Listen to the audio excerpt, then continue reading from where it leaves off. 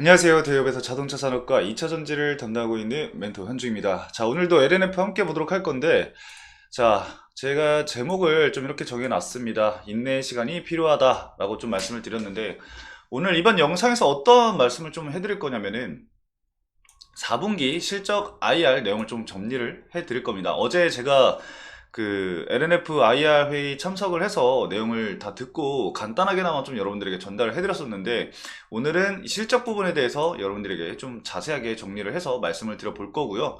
그리고 부진한 상황 속에서 성장 모멘텀을 우리가 확인할 수 있는 게 과연 어떤 것들이 있을까에 대해서 말씀을 드려볼 겁니다.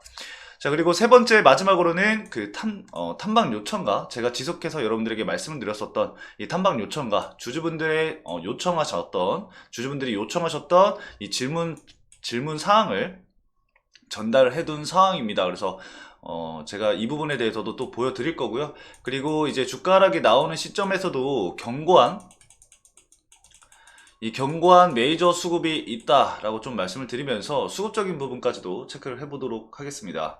제가 이렇게 LNF를 계속해서 추적을 해서 여러분들에게 말씀을 드릴 거니까요. 여러분들 천천히 따라와 주시고 LNF 매도하는 그날까지 저와 함께 해주신다라고 생각을 해주시면 감사하겠습니다. 제가 언젠가는 이 제 목소리가 커져서 여러분들의 이 요청하셨던 이런 질문들을 탐방을 해서 기업을 찾아가서 IR 담당자와 이렇게 만나서 얘기할 수 있는 그 날을 고대하면서 이 LNF라는 기업을 끝까지 파고들도록 하겠습니다. 자, 여러분들이 저에게 해주실 거는 응원의 말씀과 그리고 구독과 영상 좋아요로 제 목소리가 커질 수 있게끔 도와주시면 감사하겠습니다. 자, 본격적으로 LNF 함께 보도록 하겠습니다. 우선 지난 실적을 좀 먼저 봐야겠죠. 이 자료는 여러분들 LNF 홈페이지 가시면 여러분들도 다운받아 보실 수가 있습니다. 그래서 공지사항에 이 4분기 실적 발표 자료 들어가시면 여러분들 다운받으실 수 있으니까요. 참고해 주시면 좋을 것 같습니다. 그래서 따로 체크만 해드리면서 말씀을 좀 빠르게 드려보도록 할게요. 자, 우선 4분기 매출은 6,576억으로 시장 기대치 대비해서 32% 부진한 모습을 보인 상황이고요. 다들 아시다시피 대규모 이 재고평가 손실이 반영이 되면서 큰 폭의 적자를 기록을 했습니다. 이 메탈 가격이 사실 크게 반등하지 않는다라고 한다면은 상반기 중 이 재고평가가 이어질 가능성이 높은 상황이죠. 이 평균 단가락은 마이너스 2% 정도로 이 업황 대비해서 좀 선방했다라고 좀 볼 수가 있겠지만 양극재 판매량이 전분기 대비해서 몇 프로 감소했다고요? 여러분들 43% 정도 감소하면서 매출 하락으로 이어졌고요. 올해 역시 어제 말씀을 드렸듯 드라마틱한 이 매출 성장을 보이긴 좀 어려울 것으로 판단이 되고 있습니다. 24년도 매출액은 3.5조 원으로 영업이익은 또 마이너스 439억 원의 적자를 지속할 것으로 예상이 되고 있는데, 물론 이 부분은 변경이 될 가능성이 있습니다. 그 부분에 있어서는 제가 잠시 후에 또 말씀을 드릴 거니까요. 참고해 주시면 좋을 것 같고요. 이 문제는 사실 연말에 예상했던 눈높이보다 훨씬 낮아진 이 탄산 리튬의 가격입니다. 이 탄산 리튬 가격인데 지난해 연간 한 2,500억 정도의 재고평가 손실이 있었습니다. 이 탄산 리튬 가격 하락으로 인해서요.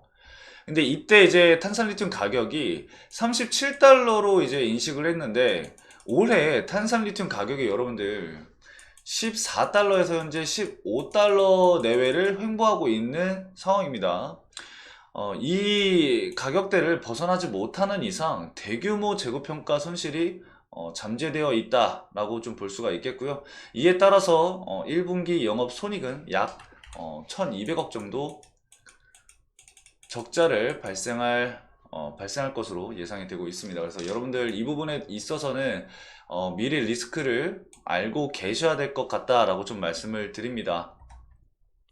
자, 매출 관련해서는 사실 여기까지만 좀 말씀을 드려도 될 것 같습니다. 자, 여기까지만 좀 말씀을 드리고, 여태까지는 좀 암울한 이야기를 말씀을 해 드렸다고 한다면은, 제가 두 번째로 말씀을 드릴 것, 어떤 거죠, 여러분들? 성장 모멘텀이죠.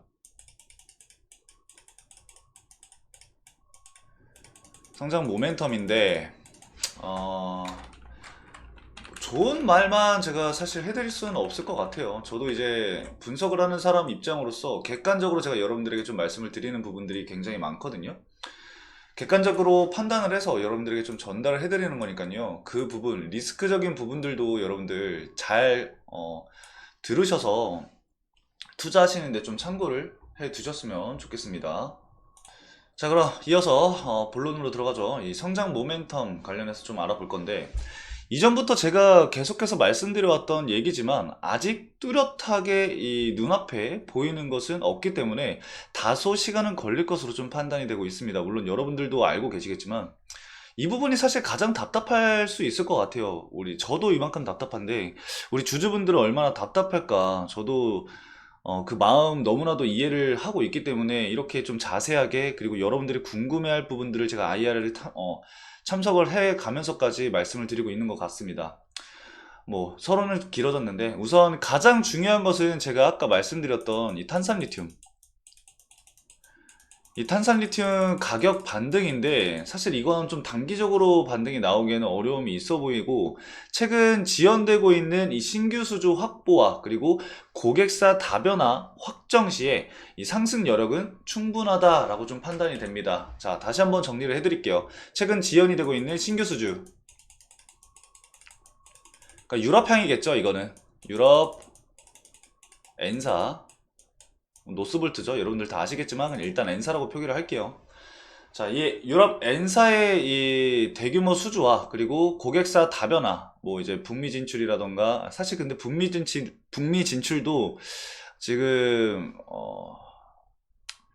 나오고 있는 얘기가 없는 상황이라서 북미 진출은 이제 더 이상 잠시나마 좀 얘기를 하지 않고 있을게요. 자, 아무튼 이 고객사 다변화 확정 시에 이 상승 여력은 확실하게 충분히 남아 있다라고 좀 판단이 되고요. 또한 이제 하반기에 이제 테슬라 독일 공장 램프업과 그리고 4680 배터리죠.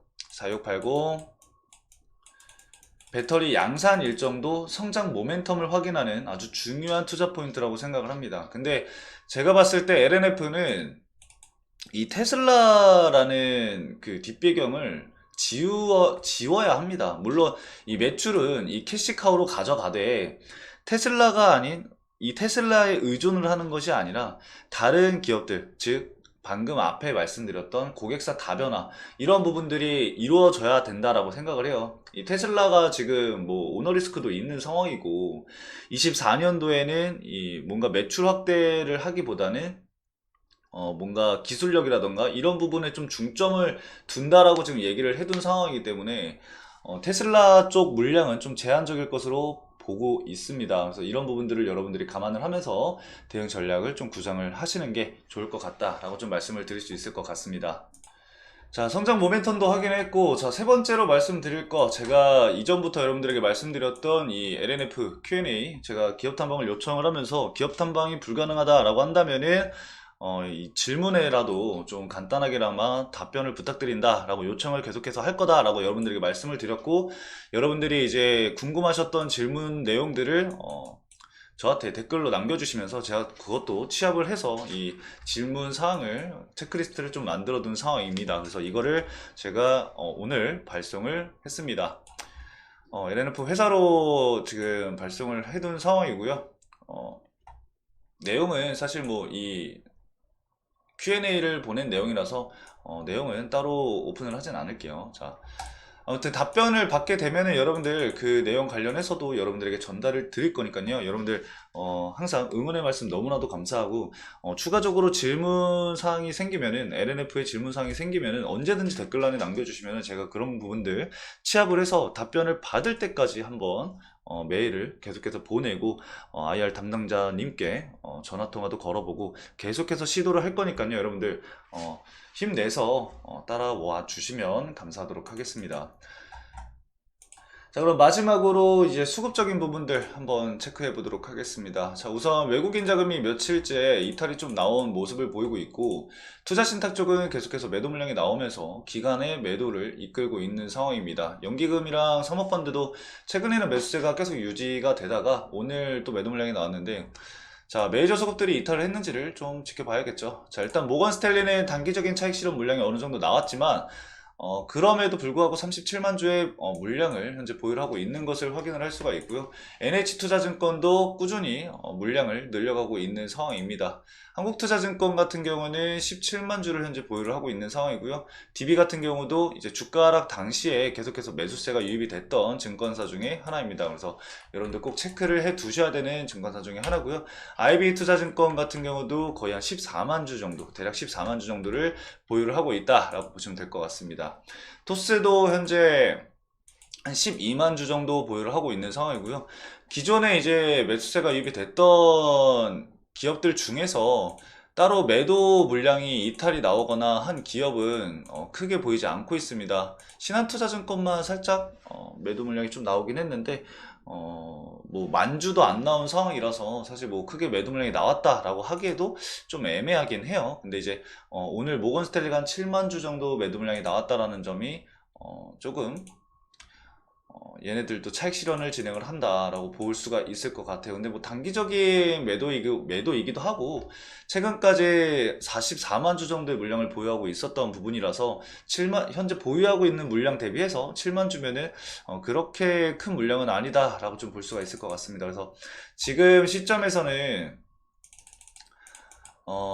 지금 자리를 좀 지켜주는 게 가장 중요하다라고 볼 수가 있겠는데, 이전 전저점을 지켜주는 게 좀 중요하죠. 현재 과거에서도 저항을 받았던 시점이고, 이전 쌍바닥을 형성을 해야 되는 시점이기 때문에 이 자리를 이탈을 하게 된다라고 한다면 심리적 지지 구간이 무너지면서 투매 물량도 함께 출회가 될 수 있다라는 점 주의가 굉장히 필요한 시점이다라고 말씀을 드릴 수 있을 것 같아요.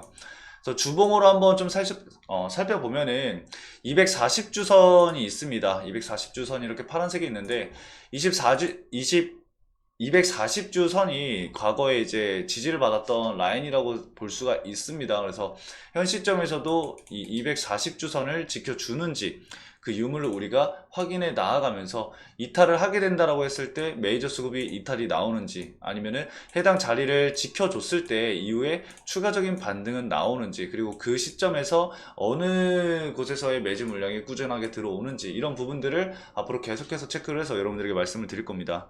결국에 저는 어차피 제가 맡고 있는 담당 종목이고, 이 LNF가 주가가 하락을 하면은 왜 하락을 하는지, 그리고 어떤 리스크가 있는지, 이런 부분들을 명백하게 여러분들에게 말씀을 드릴 거고요. 주가 상승 모멘텀이 존재한다라고 생각을 한다면은 그런 부분들도 다 말씀을 드릴 거니까요. 천천히 제 영상들 따라와 주시면 좋을 것 같습니다. 그래서 제가 말씀드렸던 내용들을 참고하셔서 투자 전략을 구상하시는데 도움이 되셨길 바라면서 오늘 영상은 여기서 마치도록 하겠습니다.